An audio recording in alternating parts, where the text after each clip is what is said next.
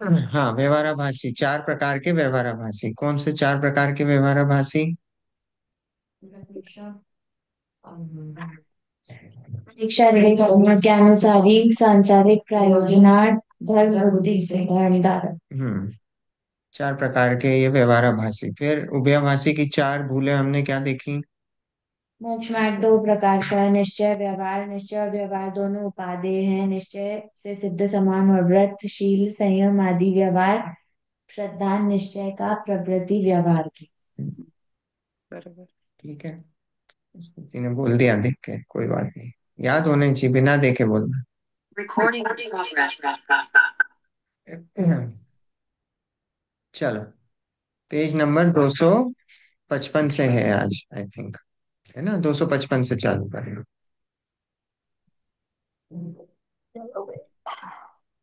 देखो, इस प्रकार नयों द्वारा एक ही वस्तु को एक भाव अपेक्षा ऐसा भी मानना और ऐसा भी मानना, वह तो मिथ्या बुद्धि है। परंतु भिन्न भिन्न भावों की अपेक्षा नयों की प्ररूपणा है।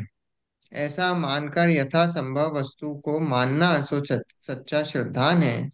इसलिए मिथ्या दृष्टि अनेकांत रूप वस्तु को मानता है, परंतु यथार्थ भाव को पहचान कर नहीं मान सकता, ऐसा जानना।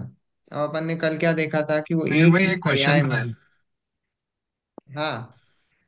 अपन वो उभयवासी की जो गलती में वो बात थी कि वो सिद्ध समान मानते हैं और केवल ज्ञान सहित अपने को मानते हैं। तो ये हम्म। अलग अलग क्यों कहा गया? टेक्निकली तो एक ही उसमें कह सकते थे ना, तो उसको अलग अलग क्यों बताया गया? अलग अपेक्षा अलग अलग? अलग किस नहीं इसमें गलतियों में। तीनों में एक मोर और लेस एक ही बात हो गई ना, इसलिए। नहीं नहीं नहीं नहीं, गलती। यह बात और निश्चय राशि की वो तो मिल। निश्चयाभासी और उभयाभासी की में बोल रहा है कि उभयाभासी में ही बोल रहा है? ए सॉरी, निश्चयवासी में, सॉरी।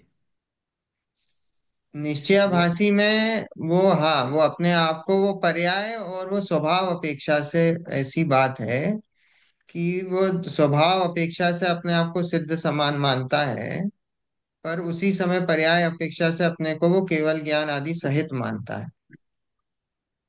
ऐसा ओके। या।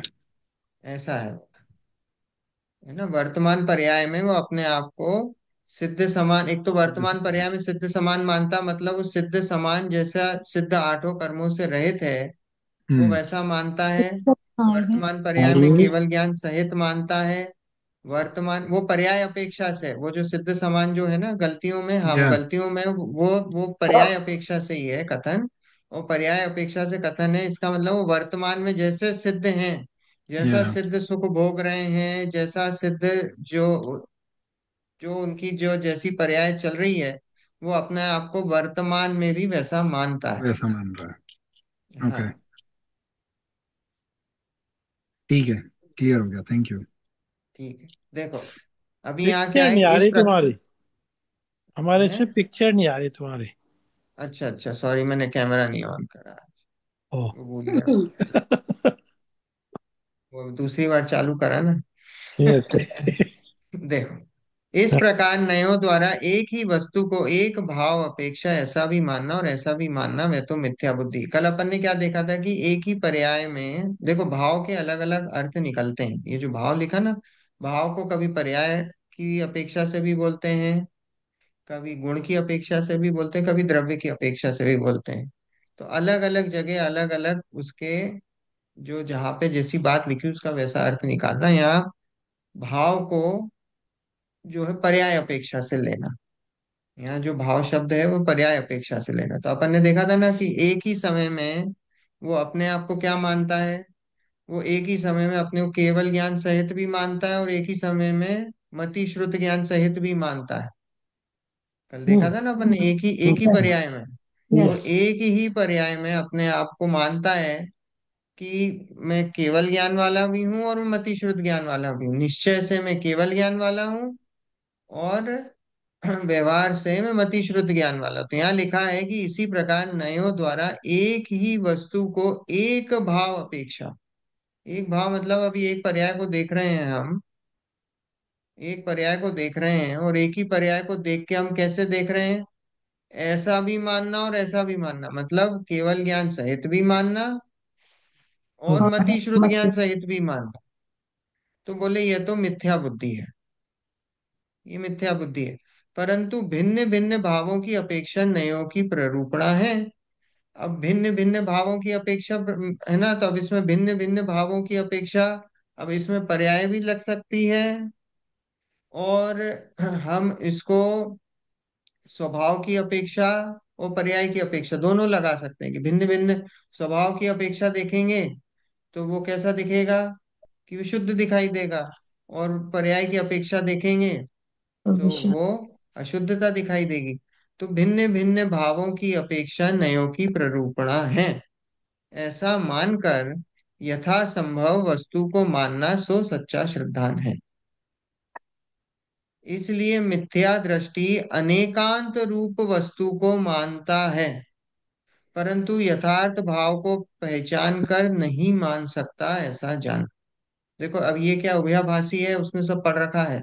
तो वस्तु को वो क्या है, वो अनेकांत रूप वस्तु को तो मानता है। हम्म, वस्तु कैसी है? अनेकांत रूप। अनेकांत स्वभावी है। वस्तु तो अनेकांत स्वभावी है।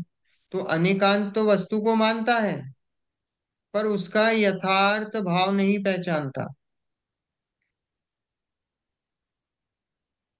देखो अनेकांत के भी बहुत सारे अर्थ हैं। अनेकांत मतलब डिफरेंट त्याद्वाद में ही नहीं। हाँ, पॉइंट ऑफ व्यू, जिसमें डिफरेंट पॉइंट जिस ऑफ क्या बोले uncle? Different point of views. हाँ, अलग अलग अपेक्षाओं से हम्म, वस्तु का निरूपण करना या स्याद्वाद वो शैली है, वो स्याद्वाद शैली कहलाती है। हम्म, अनेकांत वस्तु का स्वभाव है, स्वरूप है। हम्म, ठीक है। अब देखो अनेकांत भी ऐसा है कि वस्तु को हमेशा ऐसा अनेकांत बोलना, इसमें भी एकांत हो गया। या वस्तु को हमेशा अनेकांत बोलना मतलब वो भी एकांत हो गया। हम्म, देखो अनेकांत भी ऐसा है कि सब जगह ऐसे नहीं लगता कि अनेकांत सब जगह है।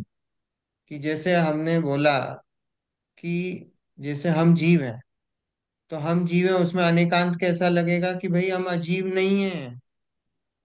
हम्म। नहीं तो अनेकांत कैसा लगाओगे आप? भाई हम कुछ हम्म, तो जीव हैं, कुछ अजीब भी हैं। ऐसा ऐसा है तो नहीं क्या? कर सकते हम्म, ना। ऐसा नहीं है। ऐसा नहीं है। इसमें अनेकांत कैसा है कि वो एकांत, वो उसमें एकांत जैसा है कि मैं जीव ही हूँ, और हम्म। उसमें अनेकांत लगाएंगे तो कहेंगे कि भैया मैं अजीब नहीं हूँ। ये अनेकांत हो गया। हम्म, हाँ मतलब ऐसी बहुत सारी चीजें हैं। हम्म, जैसे हम संसारी भी हैं और मुक्त भी हैं। ऐसा अनेकांत है कि नहीं हम संसारी हैं तो भी संसारी हैं। सिद्ध बोले सिद्ध के संसारी हैं, थोड़े संसारी भी हैं थोड़े मुक्त भी हैं, ऐसा है क्या अनेकांत? नहीं। सिद्ध मुक्त है, संसारी नहीं है। तो राइट। एकांत भी ऐसे ऐसे नहीं लगता है कि हर जगह कि आप सोचो तो कुछ ये भी है कुछ वो भी है, कुछ यहाँ भी है कुछ वो भी, ऐसा नहीं लगता है। हम्म, तो अनेकांत का भी स्वरूप समझ में आना चाहिए कि अनेकांत होता क्या है। तो यहाँ बोला मिथ्या दृष्टि अनेकांत, मतलब ये उभयाभासी मिथ्या दृष्टि अनेकांत रूप वस्तु को तो मानता है, परंतु यथार्थ भाव को पहचान कर नहीं मान सकता, ऐसा जानना। वो यथार्थ अनेकांत का जो स्वरूप है वो नहीं समझता है, क्योंकि वो तो एक ही समय एक ही पर्याय को कैसा मान रहा है? वो केवल पर्याय को सिद्ध भी मान रहा है कि जो संसारी। केवल ज्ञान वाली है, और इधर मति श्रुत ज्ञान वाली भी मान रहा है। तो मतलब वो जो केवल ज्ञान वाली है वो तो कैसी मुक्त मुक्त को जीवों की पर्याय होती है, और हम्म, मति श्रुत ज्ञान वाली संसारी की, तो एक ही समय में दोनों को मान रहा है वो। मुक्त भी और संसारी भी। हाँ मुक्त मिथ्या भी और बुद्धि। संसारी भी। वो उसकी गलती है। हम्म, मिथ्या बुद्धि है ना। हाँ तो उसको अनेकांत का स्वरूप नहीं पता। जो सच्चा स्वरूप है वो नहीं पता। अनेकांत का स्वरूप क्या होता है। हम्म, ऐसा है। बात को पकड़, जैसे अभी यहाँ तो चलता ही है ना अमेरिका में, आमिर खान तक, उनके पास तक बात चली गई। आमिर खान का नहीं है इंटरव्यू, बोलते हैं मुझे जैन जैन रिलीजन बहुत पसंद है। क्यों पसंद है उनसे पूछा, तो बोले कि वो उनका जो है वहां पे अनेकांत का सिद्धांत है, तो वो मुझे बहुत पसंद है। तो बोले क्या है, तो बोले वो सभी धर्मों को में से बोलते हैं कि ये भी, इसमें भी कुछ सही बात है, इसमें भी कुछ सही बात है, इसमें भी कुछ सही बात है, इसमें भी। सभी धर्मों में वो अनेकांत लगाते हैं, कोई भी धर्म गलत नहीं है पूरा। बोले अ, कुछ कुछ बात उनकी भी सही है, कुछ बात उनकी भी सही है, कुछ बात उनकी भी, जो अच्छी अच्छी बात है वो ले लो, जो सही सही बात है वो ले लो, और जो गलत बात है वो छोड़ दो। पर उनको ये अनेकांत तो समझा एक है। ही द्रव्य में लागू पड़ता है ना, अलग अलग द्रव्य को हाँ, वो अनेकांत तो वस्तु लागू का नहीं पड़ते। स्वरूप है, वो वस्तु का स्वरूप है। एक पर ही अब द्रव्य में जुदी, एक ही द्रव्य में अस्ति नास्ति वो हाँ अनेकांत। हम्म। हाँ, वो वास्तव में वो अनेकांत स्वरूप है। पर लोगों ने क्या, मैं तो बता रहा हूँ, लोगों ने उसका क्या अर्थ का अनर्थ निकाल लिया है, और जैनों ने भी, हम्म। है ना, नॉन एब्सोल्यूटिज्म। बस हम्म उन्होंने अर्थ का अनर्थ निकाल लिया है, जबकि वस्तु में नित्य, जैसे नित्यपना अनित्यपना एक ही वस्तु में, वो अनेकांत है, वो हम्म अनेकांत है। हम्म। इन्होंने अनेक काम का मतलब ये अनेक चीजों में से कुछ कुछ अंश निकाला। हाँ हाँ, पर शुद्ध जगह पूरा ही वो तो उन्होंने तो कहाँ से कहा, उसका कोई लॉजिक ही नहीं बनता है, कोई लॉजिक ही नहीं बनता उसका तो। पर अब ऐसी है, लोगों का मिथ्या कल्पनाएं हैं, ऐसी चलती हैं।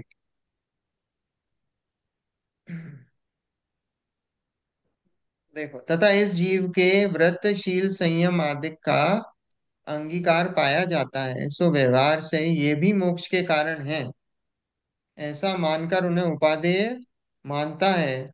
सो जैसे पहले केवल व्यवहारालंबी जीव के अयथार्थपना कहा था, वैसे ही इसके भी अयथार्थपना जानना। क्या कि जीव के व्रत शील संयम आदि का अंगीकार पाया जाता है, सो व्यवहार से ये भी मोक्ष के कारण है। जबकि हमने क्या देखा था, व्रतशील संयम आदि क्या है, मोक्ष के कारण नहीं जड़ है। की क्रिया है, ये तो जड़ की क्रिया है। इस जड़ की क्रिया को अपना मानना, ये तो मिथ्या बुद्धि है। पर यहाँ बोला कि वो कि इस जीव के व्रत शील संयम आदि का अंगीकार पाया जाता है, सो व्यवहार से ये भी मोक्ष के कारण है, ऐसा मानकर उन्हें उपादेय मानता है। अपन ने देखा ना, दोनों गलतियां करता है। हम्म क्या करता है, श्रद्धा निश्चय का, और प्रवृत्ति केवल। व्यवहार की, व्रतशील संयम आदि की प्रवृत्ति करता है। तो दोनों करता है, तो बोले यहाँ दोनों करता है, तो उन्हें मान के उपादेय मानता है, वो उसको भी उपादेय मानता है। सो पहले सो जैसे पहले व्यवहारालंबी जीव के अयथार्थपना कहा था, जैसे पहले आया था ना व्यवहाराभासी में, व्यवहाराभासी में आया था ये, धर्म बुद्धि से धर्म धारक व्यवहाराभासी। सो हम्म संवर तत्व की भूल, अगर याद हो आप लोगों हम्म को, उसमें आया था व्रतशील संयम आदि। हम्म। तो ये व्रतशील संयम आदि ये क्या है, ये जड़ तो की। आश्रव है, ये तो आश्रव है। और आप आश्रव को क्या मानते हो, मोक्ष का कारण मानते हो। ये तो आश्रव है, और आश्रव को आप मोक्ष का कारण मान रहे हो, संवर तत्व की भूल में आया था ये। सात तत्वों की भूल पड़ी थी ना अपन श्रद्धा में, सम्यक हाँ। दर्शन, सम्यक ज्ञान और सम्यक चारित्र, इसके बारे में अपन ने भूलें पड़ी थी, उसमें आया था। तो ऐसा मानकर उन्हें उपादेय मानता है। सो जैसे पहले केवल व्यवहारालंबी जीव के अयथार्थपना कहा था, वैसे ही इसके भी अयथार्थपना जानना। तो जैसे व्यवहारालंबियों का था, वैसे ही इसका भी वही वही है, क्योंकि व्रतशील और संयम आदि को धर्म मोक्ष। मानता है, मानता। मोक्ष का कारण मानता है। तथा यह भी मानता है कि यथा योग्य व्रतादि क्रिया तो करने योग्य है, परंतु इसमें ममत्व नहीं करना। सो जिसका आप करता हो, उसमें ममत्व कैसे नहीं किया जाए। आप करता नहीं है, तो मुझको करने योग्य है ऐसा भाव कैसे किया। और यदि करता है, तो वह अपना कर्म हुआ, तब कर्ता कर्म संबंध स्वयमेव ही हुआ। सो ऐसी मान्यता तो भ्रम है। देखो कितना क्लियर लिखा है क्या, कि वो ऐसा मानता है, क्या मानता है, कि ये जो व्रतादि हैं ये करने तो योग्य हैं, परंतु इसमें ममत्व नहीं करना, इसमें अपनापन मत करना, है करने योग्य पर इसमें अपनापन मत करना। मैं कर सकता हूँ। अपन, देखिए। हाँ अपनापन देखो, एक तो अपन ममत्व नहीं करना मतलब ऐसा कि उसके प्रति राग भाव नहीं रखना, करने योग्य हैं, ठीक है, ममत्व बुद्धि, राग बुद्धि कहो, ममत्व बुद्धि कहो, है ना, ये अपने ये मैंने करे वैसा वैसी बुद्धि नहीं रखना। करने तो योग्य हैं, पर ऐसी बुद्धि मत रखना कि इसके प्रति राग हो या मैंने करे हैं, ऐसा ऐसा मत करना, ठीक है। ऐसा वो मानता है, पर पंडित जी बोल रहे हैं कि भाई एक तो आप ये बोल रहे हो कि करने योग्य है, करना चाहिए, और उसके लिए उसके प्रति ममत्व बुद्धि भी मत रखो। तो बोले ऐसा संभव नहीं है, दोनों कॉन्ट्रडिक्टरी है। एक तो एक तरफ आप बोल रहे हो कि करने योग्य है, और हम्म एक तरफ बोल रहे हो कि इसके प्रति ममत्व बुद्धि नहीं रखो। तो यहाँ पंडित जी बोल रहे हैं कि सो जिसका आप करता हो उसमें ममत्व कैसे नहीं किया जाए। एक तरफ तो आप बोल रहे हो कि करना चाहिए, और एक तरफ बोल रहे हो इसमें ममत्व बुद्धि नहीं रखो।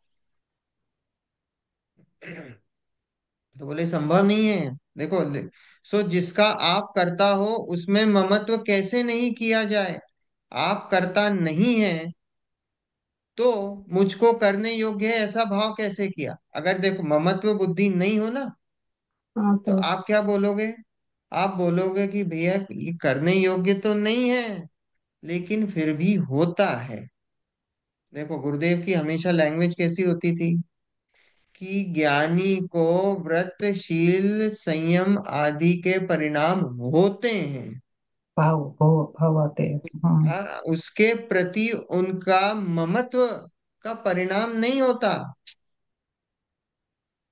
क्यों, क्योंकि उनको वो करने का परिणाम नहीं है, पर वो होते हैं, होते हैं करने का पर, वो नहीं है कि करने का मैं चला के, अब अपने आप होते हैं वो परिणाम ज्ञानी को। यहाँ ये क्या बोल रहे हैं, वो तो बोलता है कि ये करने योग्य है ये करो, और साथ में बोलता है कि उसके प्रति ममत्व बुद्धि नहीं रखो। तो बोले ये तो दोनों कॉन्ट्रडिक्टरी हो गई। आप एक तरफ बोल रहे हो कि ये तो करो, और करने के बाद बोल रहे हो कि भैया इसके प्रति ममत्व बुद्धि मत रखो। तो बोले ये तो दोनों आपस में कॉन्ट्रडिक्टरी हो गए। अगर आप ये एक तरफ ये ऐसा बोलते हो कि ये करने योग्य है, इसका मतलब डेफिनेटली आपको उसके प्रति ममत्व बुद्धि है, नहीं तो आप ये नहीं बोलोगे, नहीं तो आप ये नहीं बोलोगे। अरे बात समझ में, हम्म ये इस पैराग्राफ में बता देखो। सो जिसका आप करता हो उसमें ममत्व कैसे नहीं किया जाए, आप उसके कर्ता बन रहे हो, बोल रहे हो ये करने योग्य है, तो बोले फिर आप कैसे बोल सकते हो कि इसके प्रति आपको ममत्व नहीं है। आप करता नहीं है तो मुझको करने योग्य है ऐसा भाव किस कैसे किया। एक अगर आप बोलते हो कि मेरे को इसके प्रति ममत्व नहीं है, फिर आप ये कैसे बोल रहे हो कि करने योग्य है। हम्म बात आ रही समझ में। ये ऐसा भाव कैसे किया, और यदि करता है तो वह अपना कर्म हुआ, और अगर आप ये बोलते हो कि ये करने योग्य है और ये मैं इसका करता हूं, तो आपका कर्म हुआ ये व्रतशील संयम आदि। तो आपका क्या हुआ, तब कर्ता कर्म संबंध स्वयमेव ही हुआ। सो ऐसी मान्यता तो भ्रम है, क्योंकि जड़ की क्रिया के कर्ता हो गए आप, तो ये मान्यता तो मिथ्यात्व है।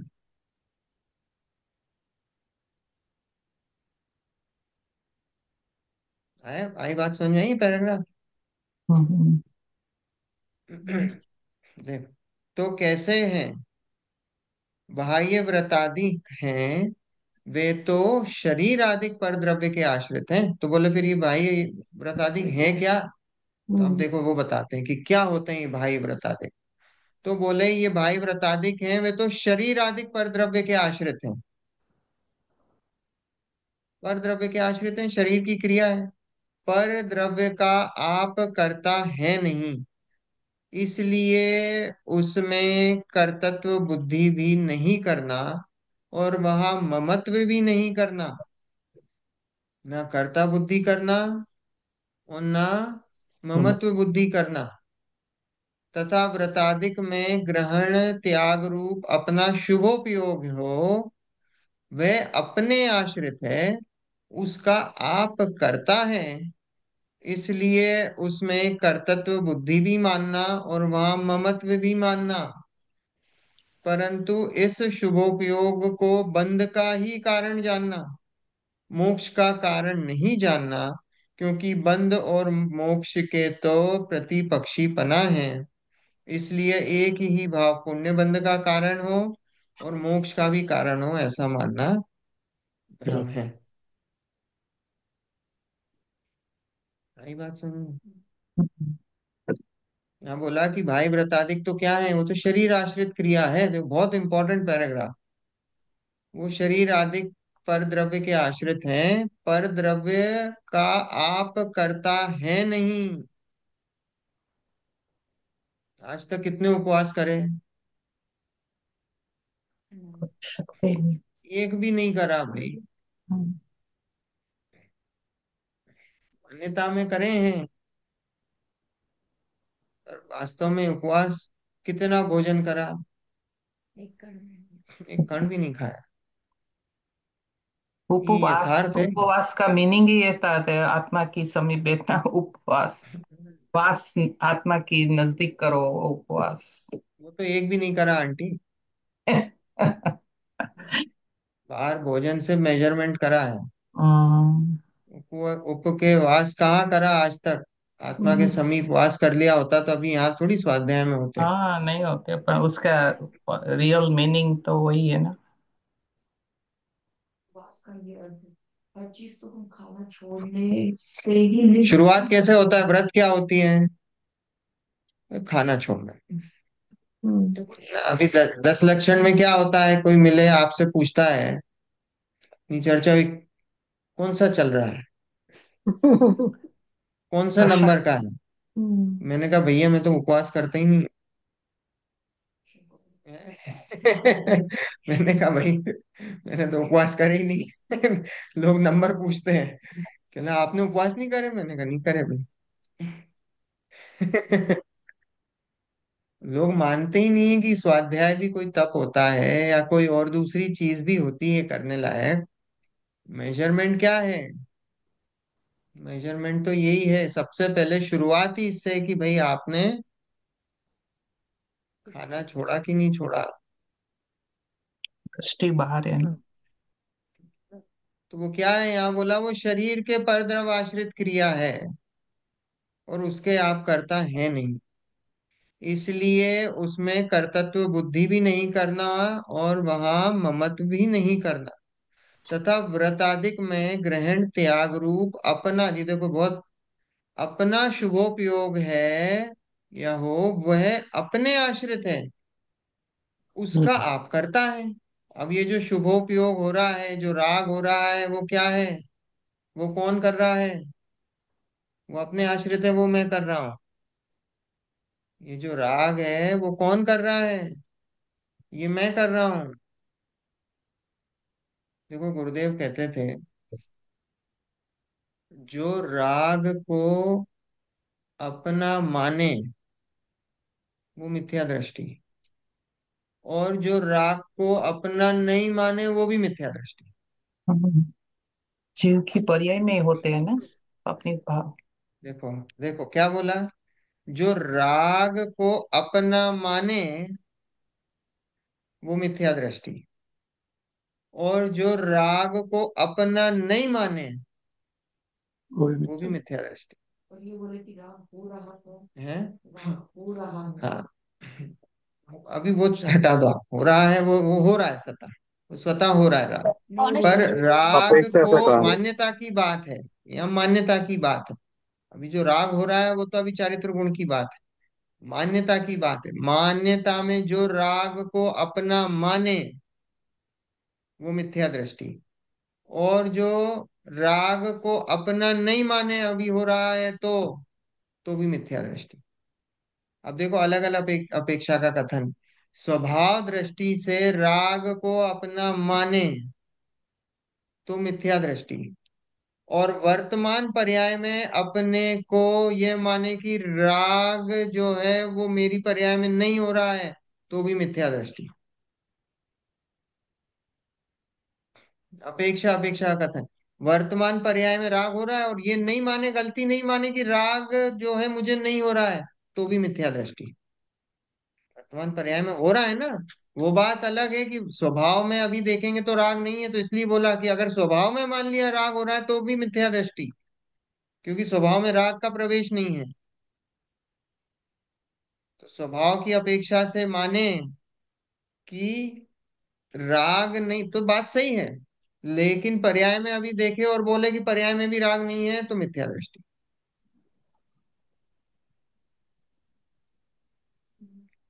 बराबर। अपेक्षा अपेक्षा लगानी आनी चाहिए। हाँ क्या, जो वक्ता है किस अपेक्षा से कहाँ कौन सी बात बोल रहा है, लगानी आनी चाहिए। यहाँ बोला कि व्रतादिक के ग्रहण त्याग रूप अपना शुभोपयोग हो, वे अपने आश्रित है, उसका आप करता है। ये जो शुभ परिणाम हुआ, जो राग परिणाम हुआ, वे अपने आश्रित है। वो कहाँ हो रहा है? आत्मा में ही हो रहा है, जीव में ही हो रहा है। उसका कर्ता कौन है? उसका जीवी कर्ता है। वो जीव स्वयं है। इसलिए उसमें कर्तत्व बुद्धि भी मानना और वह ममत्व भी करना। कर्तत्व ममत्व यहाँ पे क्या मानना कि भैया मैं इसका करता हूँ, और ये राग का परिणाम हो रहा है, ये मेरे में ही हो रहा है, कहीं बाहर नहीं हो रहा है। परंतु, अब आ गया परंतु। अब यहाँ तो हम्म, बता दिया तेरे तुम्हारा परिणाम है, फिर आगे परंतु आ गया पंडित जी का। परंतु इस शुभोपयोग को बंध का ही कारण जानना, कि ये जो शुभ परिणाम हुआ है ये व्रताधिक का, ये क्या है? बंद ये का। बंध का कारण है। बंध ही का बंध का ही कारण जानना, मोक्ष का कारण नहीं जानना, क्योंकि बंध और मोक्ष तो प्रतिपक्षी बना है, अपोजिट है, प्रतिपक्ष है, प्रतिपक्षी बना है। इसलिए एक ही भाव पुण्य बंध का भी कारण हो और मोक्ष का भी कारण हो, ऐसा मानना भ्रम है। देखो कितना क्लियर है, बिल्कुल साइंटिफिक है। जो शुभ परिणाम है, वो शुभ परिणाम क्या है? वो बंद का। आश्रव है, वो बंध का कारण है। और मोक्ष का कारण क्या है? वीतरागता है। तो मोक्ष का कारण वीतरागता से जो भी कुछ हटके परिणाम है, वो सब संसार का परिणाम है। इतना क्लियर लॉजिक है। इतने क्लियर लॉजिक पे भी लोग जो है वो मानते नहीं है, बहसबाजी करते हैं। अभी भी बोलोगे तो नहीं, मोक्ष मार्ग दो प्रकार का है, व्रतशील संयम आदि भी जो है वो मोक्ष के कारण है। सब बातें करेंगे, सारी चीजें करेंगे, पर बिल्कुल क्लियर है, लॉजिक लगाओ तो बिल्कुल क्लियर है। पर अगर कहो कि परंपरा से मोक्ष का कारण है। उसमें अब अंकल परंपरा लगा दो या जो लगाना हो लगा दो, हम्म। लेकिन यथार्थ नहीं है। अब वो परंपरा है, वो व्यवहार है। वो व्यवहार क्या है? व्यवहार असत्यार्थ है, हम्म। अभूतार्थ है। अगर परंपरा से मोक्ष का कारण अगर है, तो फिर परंपरा से ही लोग मोक्ष चले जाते हैं, ऐसा नहीं होता है। ऐसा नहीं होता है। ठीक है, शास्त्रों में आता है सब, हम्म। कथन शैली है, पर उसमें हमको देखना है वो व्यवहार से बात कही है, तो व्यवहार हम्म। क्या है? व्यवहार झूठा है। हमको इतनी बात समझ में आनी चाहिए। इसलिए व्रत अव्रत दोनों विकल्प रहित, जहां पर द्रव्य के ग्रहण त्याग का कुछ प्रयोजन नहीं है, ऐसा उदासीन वीतराग शुद्धोपयोग वही मोक्ष मार्ग है। देखो यहाँ दोनों बताया, व्रत और हम्म। अव्रत। हम्म। क्यों? क्योंकि दोनों में विकल्प विकल्प बना है। दोनों में विकल्प बना है। देखो, तीर्थंकर का जीव होता है, तो तीर्थंकर का जीव जब जन्म लेता है ना, उनको पता होता है कि मैं तीर्थंकर हूँ और हम्म। मुझे मोक्ष जाना है। हम्म। पता होता है। शांतिनाथ, कुंतुनाथ, हरनाथ ये चक्रवर्ती थे। हम्म। थे ना, चक्रवर्ती थे। हम्म। 96,000 रानियां थी। और पता था, क्या पता था? मोक्ष तो जाना है। हम्म। मोक्ष जाना है। पर किसी प्रकार का कोई विकल्प था क्या? जब संसार में भी जब राजा थे, चक्रवर्ती थे, कोई विकल्प नहीं था किसी प्रकार का कि भाई नहीं, मेरे को मोक्ष जाना, मैं तो जल्दी से दीक्षा ले लूं। हम्म। मैं जल्दी से दीक्षा ले लूं। जब जैसा होना हो वैसा उनको क्लियर था कि जब जैसा होना है वैसा होगा। मेरे विकल्प करने से कुछ नहीं होगा। और जब होना होगा तो वैसे फिर विकल्प भी हो जाएंगे। हम्म। हो जाएंगे। आदिनाथ भगवान नीलांजना के नृत्य देखते हुए उनको वैराग्य आया। हम्म। और उसके पहले क्या किसी की मृत्यु नहीं देखी थी क्या? कितनी तीर्थंकर बोले बिजली चमकी उनको वैराग्य, इसके पहले क्या उन्होंने बिजली चमकते हुए नहीं देखा? सफेद बाल देखा, सफेद बाल नहीं देखे थे। विकल्प समय। नहीं था समय। किसी प्रकार का भी। न व्रत लेने का विकल्प और न अविरति होने का विकल्प। नहीं था देखो, बहुत आप विचार करो। विचार करो। 30 साल तक महावीर भगवान 12 साल तक तपस्या करी, 30 साल की उम्र में दीक्षा ली, 12 साल तपस्या करी। अब 12 साल तक तपस्या करी। अब करी 12 साल तपस्या करी, पहले क्यों नहीं हो गया? नहीं था, कोई विकल्प नहीं था। हम्म। आहार नहीं मिला। आदिनाथ भगवान को है ना 6 महीने 7 महीने आहार नहीं मिला। ठीक है। तो ऐसा यहाँ है कि इसलिए व्रत अव्रत दोनों विकल्प रहित जहाँ पर द्रव्य के ग्रहण त्याग का कुछ प्रयोजन नहीं है, ऐसा उदासीन वीतराग शुद्धोपयोग वही मोक्ष मार्ग है।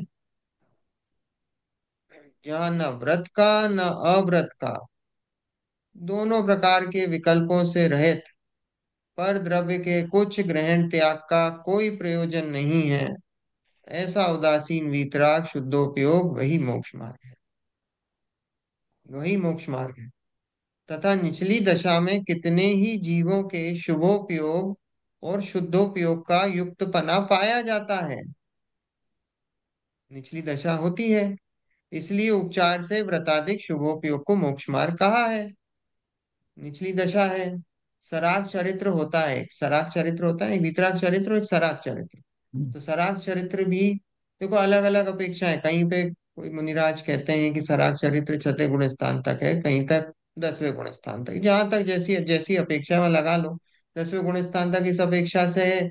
क्यों? क्योंकि सूक्ष्म सूक्ष्म लोभ 10वें गुण स्थान तक है, तो इसलिए वो सराग चरित्र है।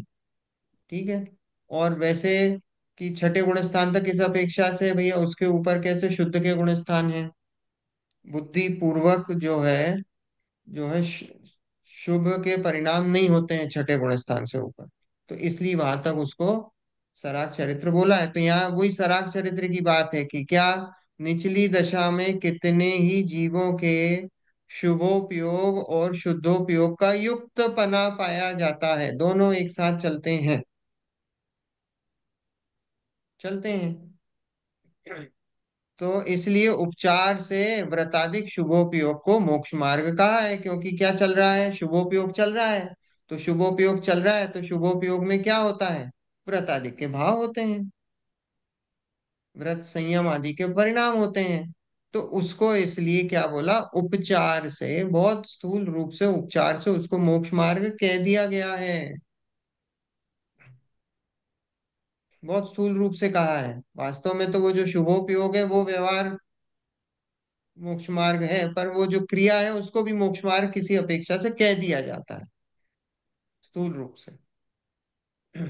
वस्तु का विचार करने पर शुभोपयोग मोक्ष का घातक ही है। क्यों? क्योंकि जब तक शुभोपयोग चलेगा मोक्ष नहीं प्रकट होगा।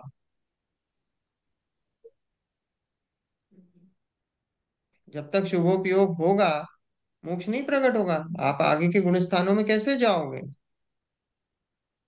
तो उसका घातक है, क्योंकि बंध का कारण वही ही मोक्ष का घातक है, ऐसा श्रद्धान करना। कि ये जो शुभोपयोग क्या है, ये तो बंध का कारण है और मोक्ष का घातक है, ऐसा श्रद्धान करना। ठीक है। देखो ये हम्म। उन लोगों के लिए है कि जो मोक्ष मार्ग समझ रहे हैं, जो मोक्ष मार्ग समझना चाहते हैं। जिनकी मोक्ष मार्ग में एंट्री है उनको तो यही बोलेंगे कि भाई शुभ के परिणाम करो। क्यों? क्योंकि भैया पहले तू अपनी गति संभाल। हम्म। है ना? तो अभी अगर हम तेरे को सीधे ये बोलेंगे तो क्या होगा कि तू भाग जाएगा, तो समझ में कुछ आएगा नहीं तेरे को। तू भाग जाएगा तो क्या करेगा? व्यसनों में लगेगा। व्यसनों में लगेगा तो नीच गति ही होनी है। तो इसलिए बोलते भैया पहले तू आया है यहाँ, तो पहले अपनी गति संभाल। नीच गति में जाने से तो फिर कम से कम चांस तो है तेरा। पहले अपनी गति संभाल। तेरी अगर आयु बचेगी, अभी बची है कुछ, तो ये गति संभलेगी अगली। और फिर साथ में कुछ धर्म का, कुछ स्वाध्याय की, कुछ आत्मा की कुछ बात सीख। तो सीखेगा तो हो सकता है कि वो गति तो तेरी संभली, साथ में तेरा हो सकता है कि मोक्ष मार्ग भी सध जाए।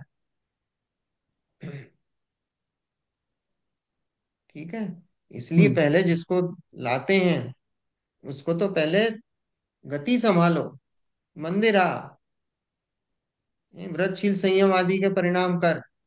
तू तेरी गति संभाल, परिणामों की विशुद्धि तो हो, तो तू स्वाध्याय समझ सकता है। नहीं तो स्वाध्याय कैसे समझेगा? अगर कषाय तीव्र हो तो आप स्वाध्याय में जो बात आई है वो कैसे समझोगे? तत्व की आत्मा समझने के लिए भी तो एक बेस बनाना पड़ेगा ना। तो वो बेस बनेगा कैसे जब तक आपके परिणाम में तीव्र कषाय चल रही हो? आपको दिन भर टीवी देखने का परिणाम हो, बाहर क्लब जाने का परिणाम हो, सिनेमा देखने का परिणाम हो, तो आप कैसे स्वाध्याय में बैठोगे, समझोगे? 1 घंटा बैठ ही नहीं सकते हो। आप यहाँ बैठ भी गए तो आपका क्या चलेगा? वहां क्या हो रहा होगा, मुझे निकलना है, हम्म। ध्यान ही नहीं रहेगा। ध्यान ही नहीं लगेगा आपका। आप तो घड़ी देखोगे। होता है ना बच्चों के साथ, जबरदस्ती मार मार के मुसलमान बनाना, क्या होता है? बिठा देते हैं। अब बिठा देते हैं, अब वो क्या करता है? बाहर टकटकी लगा है, इधर उधर देख रहा हैं? क्या करते हैं? होता है। अरे माता जी पिताजी ने भी बचपन में ऐसे ही करा, बिठाया, और फिर कोई बात, कोई ऐसी चोट खा गई, वो चोट खा गई तो फिर बस, कि हाँ, वो ऐसे ही है जीव का, कि कहाँ कौन सी बात कब चोट खा जाए, और उसका फिर आगे गाड़ी बढ़ जाती है। नहीं तो बैठते हैं बच्चे, बैठते हैं बहुत ऐसी टकटकी लगाए इधर उधर, बस ऐसी जीव का है। टकटकी लगाए, बैठा भी है तो वो टकटकी लगाए इधर उधर देखता है और आगे बढ़ जाता है। टाइम हो गया, चलो। देखो, इस प्रकार शुद्धोपयोग ही को उपादेय मानकर उसका उपाय करना, और शुभोपयोग अशुभोपयोग को हे जानकर उसका त्याग का उपाय करना। ठीक है, शुभोपयोग और अशुभोपयोग हे जानकर। अब ये नहीं कह रहे कि कल से आप सब छोड़ के बैठ जाना, कि साहब मैं तो इधर तो लिखा था शुभोपयोग, तो अब मैं तो अब 10 लक्षण आए, हम तो क्या भैया 4 टाइम खाएंगे, क्या फर्क पड़ रहा है, उससे क्या होता है? ऐसा भी नहीं है भाई, यथा योग्य यथा शक्ति। ठीक है, वो चीजें भी करना। अभी आपकी वो स्टेज नहीं आई है, वो स्टेज आएगी तो अपने आप वो हे जानकर उसका त्याग हो जाएगा। अभी वो स्टेज नहीं आई है। तो इसलिए तो अभी तो यही बोलेंगे कि भैया, अभी तो देवशास गुरु हैं, उनके जो है, उनके प्रति भक्ति का परिणाम पूजा व्रत संयम आदि सब करना, सबके बोलेंगे, सबका उपदेश देंगे। क्यों? क्योंकि अभी वो स्टेज नहीं आई है। लेकिन इस ऐसा करना, अब देखो हमने स्वाध्याय कर लिया तो इसमें ये मत मान के करना कि ये धर्म है, इससे मेरे को मोक्ष होगा। ऐसा भी मत मानना ये मेरे लिए जो है, ये मेरे काम की इन द सेंस कि इससे मुझे सुख की प्राप्ति होगी, ये भी मत करना। क्यों?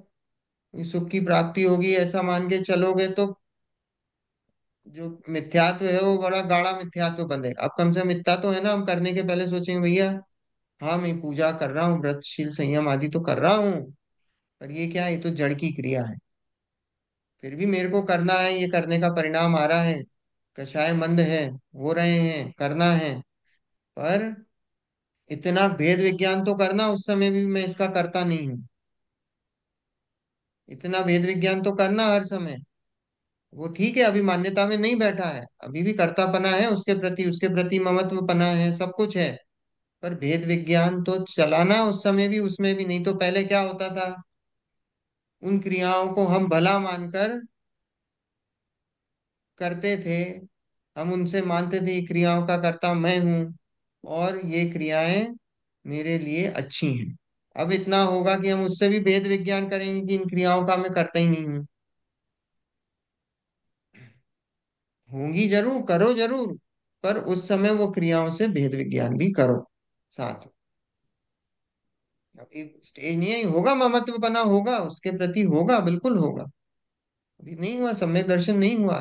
जब तक सम्यक दर्शन नहीं होगा, होगा ही भले ही कितना ही कुछ कर लो, वो होगा उसके प्रति ममत्व बना। पर साथ में भेद विज्ञान भी करो। जहां और उसको रोक शुद्धोपयोग भी ना नहीं हो सकते। सके, वहां अशुभोपयोग को छोड़कर शुभ में प्रवर्तन करना। क्योंकि शुभोपयोग की अपेक्षा अशुभोपयोग में अशुद्धता की अधिकता है। क्योंकि यहाँ पंडित जी ने लिख संभाला है कि भाई, पहले तो लिख दिया कि इन दोनों को छोड़ो, पर बोले कि जहाँ शुद्धोपयोग ना हो सके, वहां क्या बोला है, भैया अशुभ में मत चले जाना। हम्म। बिल्कुल क्लियर संभाला है, अशुभ में मत चले जाना। नहीं तो क्या होगा, फिर तो नीच गति ही मिलेगी। और फिर नीच गति मिल गई तो फिर क्या होगा, फिर तो कोई अभी पता नहीं कब जाके त्रस पर्याय मिले, कब जाके मनुष्य भाव मिले, कब जाके ये जिन धर्म मिले, कब क्या होगा नहीं पता। तो इसलिए भाई अशुभ में मत चले जाना, छल मत ले लेना, छल मत ग्रहण करना। तो लिखा है शुभोपयोग की अपेक्षा अशुभोपयोग में अशुद्धता की अधिकता है, तथा शुद्धोपयोग हो तब तो पर द्रव्य का साक्षीभूत ही रहता है। वहां तो कुछ परद्रव्य का प्रयोजन ही नहीं है। शुभोपयोग हो वहां बाह्य व्रतादि की प्रवृत्ति होती है, और अशुभोपयोग हो वहां बाह्य अव्रतादि की प्रवृत्ति होती है। क्योंकि अशुद्धोपयोग के और परद्रव्य की प्रवृत्ति के निमित्त नैमित्तिक संबंध पाया जाता है, तथा पहले अशुभोपयोग छूटकर शुभोपयोग हो, फिर शुभोपयोग छूटकर शुद्धोपयोग हो, ऐसी क्रम परिपाटी है। आया, समझ में आया? हाँ। सरल है। पढ़ते हैं ठीक। फिर से कि जहाँ तथा शुद्धोपयोग हो तब तो परद्रव्य का साक्षीभूत ही रहता है। वहां हम्म। तो कुछ परद्रव्य का प्रयोजन ही नहीं है। शुद्धोपयोग में क्या है, शुद्धोपयोग में तो वितराग दशा है। तो साक्षीभूत हो आप। साक्षीभूत मतलब वहां कोई राग द्वेष नहीं है। जैसे हम रोड पे जा रहे हैं और रोड पे इतनी सारी चीजें देखते हुए जा रहे हैं, वहां उसके प्रति कोई राग द्वेष नहीं है, जान रहे। बस देखते हुए जा रहे हैं, जानते हुए जा रहे हैं, बस वैसे ही है। साक्षीभूत, साक्षीभूत है, तो साक्षीभूत ही रहता है। वहां तो कुछ परद्रव्य का प्रयोजन ही नहीं है। शुभोपयोग हो वहां बाह्य व्रतादि की प्रवृत्ति होती है। और अशुभोपयोग हो वहां बाह्य अव्रताधिक की प्रवृत्ति होती है। जब शुभोपयोग की दशा होती है तो क्या होता है कि भाई देवशास्त्र गुरु पूजन व्रत संयम ये सारी चीजें दिखाई देती हैं, तो बोले उसकी प्रवृत्ति होती है। और अशुभोपयोग में उसका ऑपोजिट होता है, उधर उस तरह प्रवृत्ति नहीं होती है, और दूसरी चीजों में आपकी प्रवृत्ति होगी, है ना, व्यसनों में होगी या जो भी कुछ है। तो बोले वहां अव्रत आदि की प्रवृत्ति होती है। और क्योंकि अशुद्धोपयोग के, अब ये दोनों ही अशुद्धोपयोग हैं, शुभ और अशुभ क्या है, दोनों अशुद्ध हैं। दो प्रकार के अगर उपयोग देखेंगे हम, शुद्धोपयोग और अशुद्धोपयोग, अशुद्धोपयोग के दो भेद, शुभ और अशुभ। हम्म, ठीक है। तो यहाँ अशुद्धोपयोग के और परद्रव्य की प्रवृत्ति के निमित्त नैमित्तिक संबंध पाया जाता है। तो जब भी अशुद्धोपयोग होगा तो आपका, आपकी प्रवृत्ति क्या होगी, आपकी प्रवृत्ति बाहर की तरफ हो, शुभ या अशुभ दोनों, दोनों में प्रवृत्ति क्या होगी, बाहर की तरफ होगी, दृष्टि बाहर की तरफ होगी। तो जब दृष्टि बाहर की तरफ होगी, प्रवृत्ति बाहर की तरफ होगी, तो पर द्रव्य से, पर द्रव्य के कारण आपका, वो उसका निमित्त नैमित्तिक संबंध बैठेगा कि वो पर द्रव्य का कोई संयोग होगा, और उस पर द्रव्य के संयोग के कारण आपके शुभ और अशुभ परिणाम होंगे। पर द्रव्य के संयोग में आपके शुभ और अशुभ परिणाम होंगे। आत्मा की तरफ नहीं है, आत्मा की तरफ परिणाम तो शुद्ध है। और आत्मा की तरफ जब परिणाम नहीं है, पर द्रव्य के प्रति दृष्टि है, जब उसका संयोग है, तो जब उसका संयोग है तो शुभ और अशुभ परिणाम होंगे। तो वो उनका निमित्त नैमित्तिक संबंध हो गया, कि वो निमित्त बनता है वो पर द्रव्य, और नैमित्तिक क्या होगा, आपका शुभ और अशुभ परिणाम। हम्म, राइट। ठीक है, आई बात समझ में। हम्म, तो यहाँ पर द्रव्य की प्रवृत्ति के निमित्त नैमित्तिक संबंध पाया जाता है। तथा पहले अशुभोपयोग छूटकर शुभोपयोग हो, और फिर शुभोपयोग छूटकर शुद्धोपयोग हो, ऐसी क्रम परिपाटी है। क्या परिपाटी है, सम्यक दर्शन भी होता है तो कैसे होता है भैया, पहले अशुभ से शुभ, शुभ से शुद्ध में आते। ऐसा कभी नहीं होता कि अशुभ से डायरेक्ट आपने जंप लगा ली शुद्ध में। नरक में भी सम्यक दर्शन होगा तो क्या होगा, पहले शुभ होगा, परिणाम शुभ होगा। ऐसे भाव में शुद्ध वो वो तो फिर वो शुभ में कैसे। अब वो ऐसे ही है, उनकी लेश्याएं भी जो हैं वो सब अशुभ लेश्याएं हैं। लेकिन फिर भी जब सम्यक दर्शन का परिणाम होगा, तो वो उस समय लेश्या भले ही वो अशुभ की लेश्या है, पर वो परिणाम थोड़ी देर के लिए शुद्ध, वो शुभ में जाएगा, और शुभ में जाने के बाद ही उसको सम्यक दर्शन प्रकट हो। जो नरक में हो सकता है तो हमें मनुष्य में क्यों नहीं हो सकता? होना ही चाहिए। जब त्रियंचों को हो सकता है, नारकियों को हो सकता है, नरक में असंख्यात सम्यक दृष्टि जीव हैं, जब नारकियों को हो सकता है, त्रियंचों को हो सकता है, तो हमको क्यों नहीं हो सकता। हमको तो ऐसा है ना कि भैया हम तो है ना, जब वहां जाएंगे ना समूह शरण में, जब भगवान को देखेंगे तब सम्यक दर्शन ग्रहण करेंगे। जब हम देव बनेंगे ना, सब समूह शरण में जाएंगे, फिर उनकी दिव्य ध्वनि सुन के सब, तब हमको सम्यक दर्शन, भैया अगर ऐसा करो, ऐसा मानोगे तो हो गया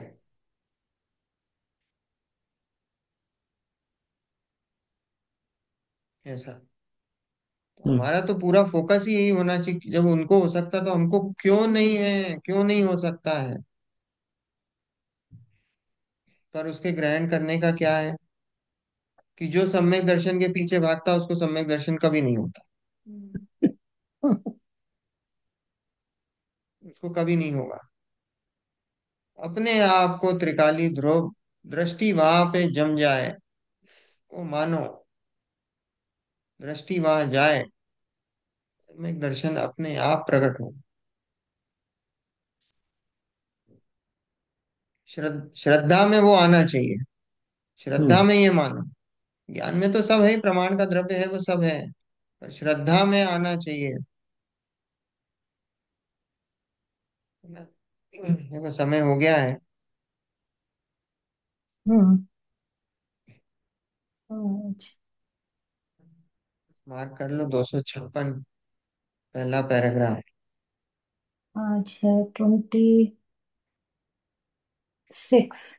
हाँ, अगले वीक करेंगे आंटी अब, ओके। अप्रैल शुरू हो जाएगा। एक सवाल है मेरा। हाँ जो बोलिए अंकल। जो विद्याधर लोग होते हैं हम्म। उनका जन्म कैसे होता है?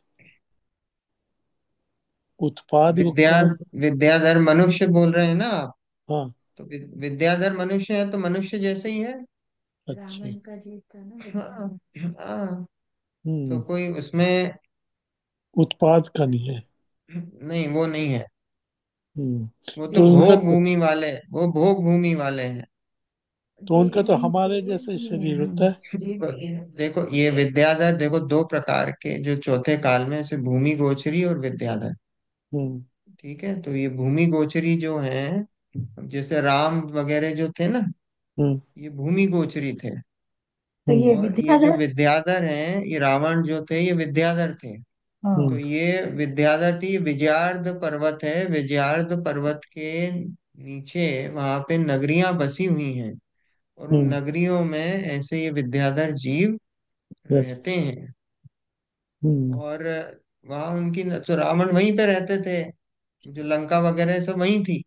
अब ये हम्म जो भूमि गोचरी थे, ये राम वगैरह, ये तो यहाँ के थे। ये भूमि गोचरी, ये समझ लो आपकी, ये विद्याधर तो ये सब आकाश में इनके विमान चलते थे और ये सारी चीजें।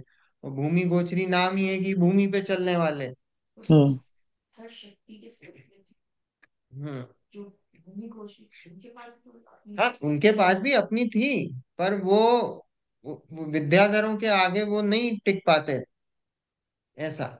पर जब इनका, जब आपस में झगड़े हुए, तो भूमि गोचरी जीत गए। रावण को ये था कि भूमि गोचरी क्या हराएगा मुझे, हम्म इसमें कहाँ इतनी शक्ति है कि ये भूमि गोचरी विद्याधर को हरा दे।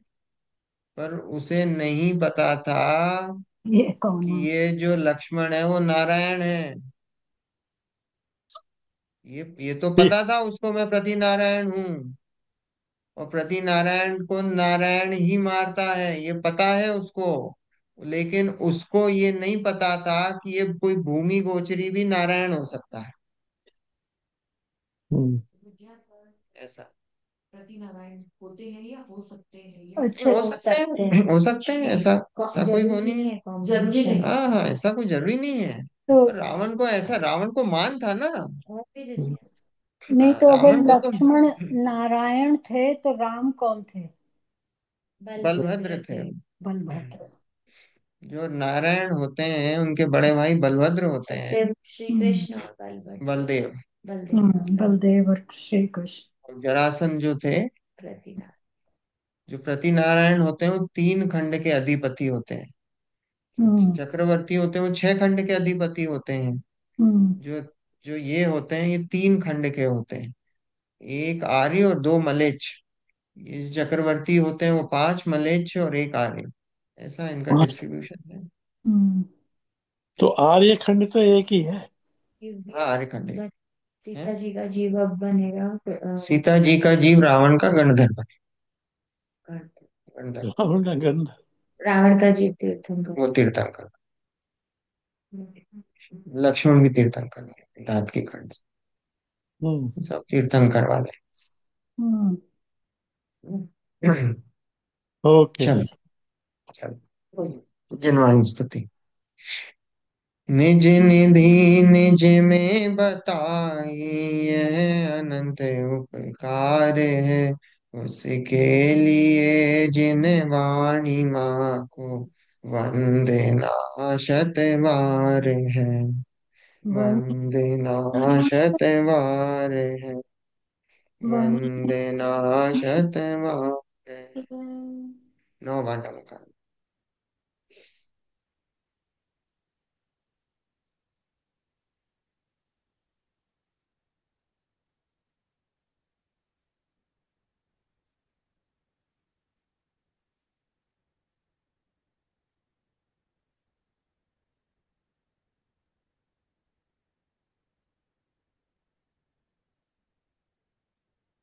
जय जिनेन्द्र। जय जिनेन्द्र। जय जय जय जिनेन्द्र। जिनेन्द्र। जय जय जिनेन्द्र। जिनेन्द्र। जय जिनेन्द्र। जय जिनेन्द्र। जय जिनेन्द्र। जय जिनेन्द्र। जय जिनेन्द्र। जय जिनेन्द्र। जय जिनेन्द्र।